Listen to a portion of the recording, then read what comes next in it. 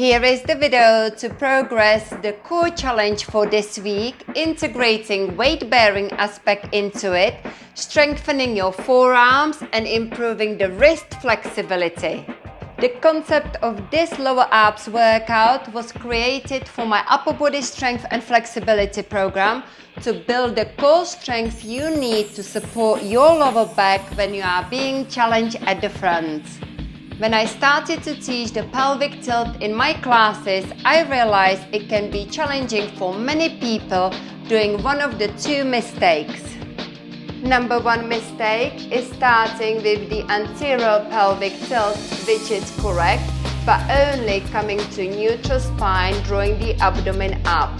When I take their pelvis into the posterior tilt, they will notice stronger core engagement. Number two, finding the posterior pelvic tilt is easy, but only relaxing the core into the neutral spine.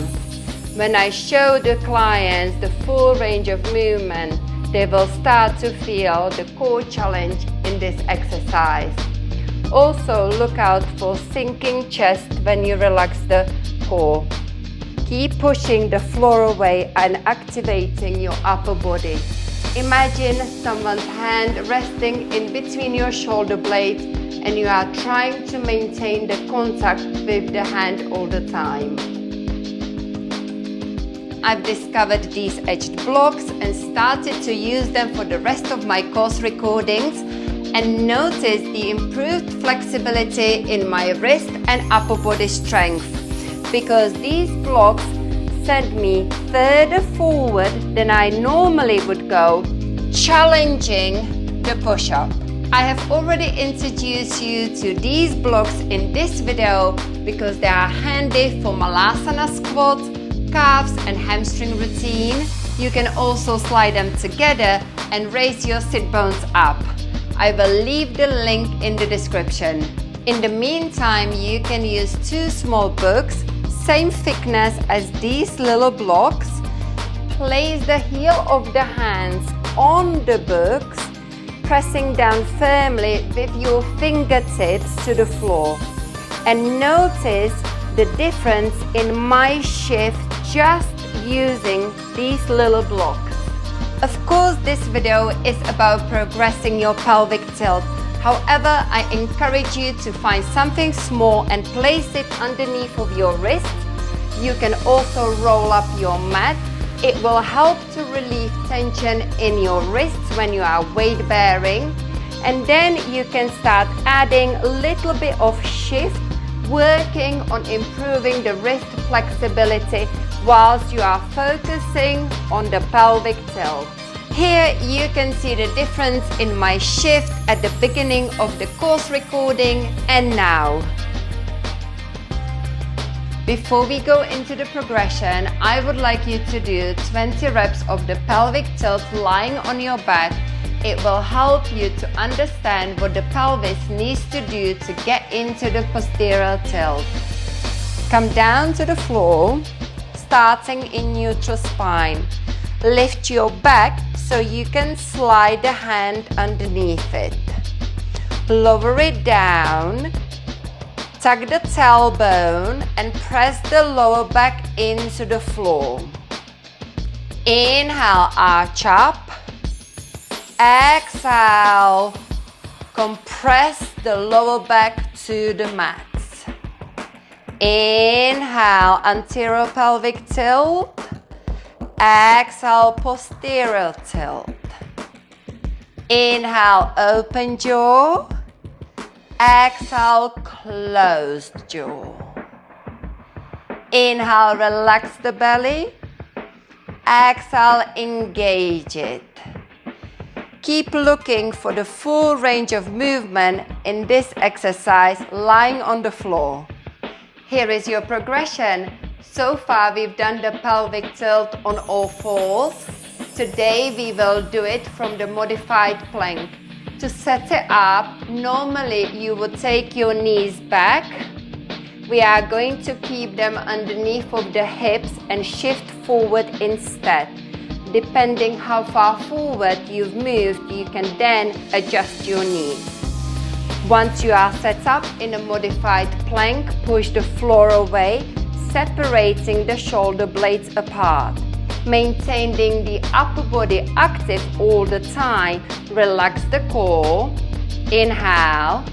Exhale, squeeze the glutes. Tuck the tail, draw the belly up.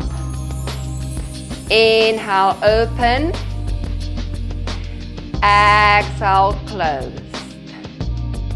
Avoid sinking with opening the jaw.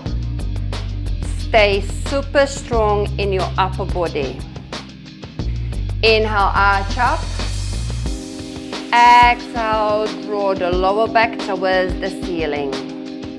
This is quite challenging for your wrists as they are in a big extension.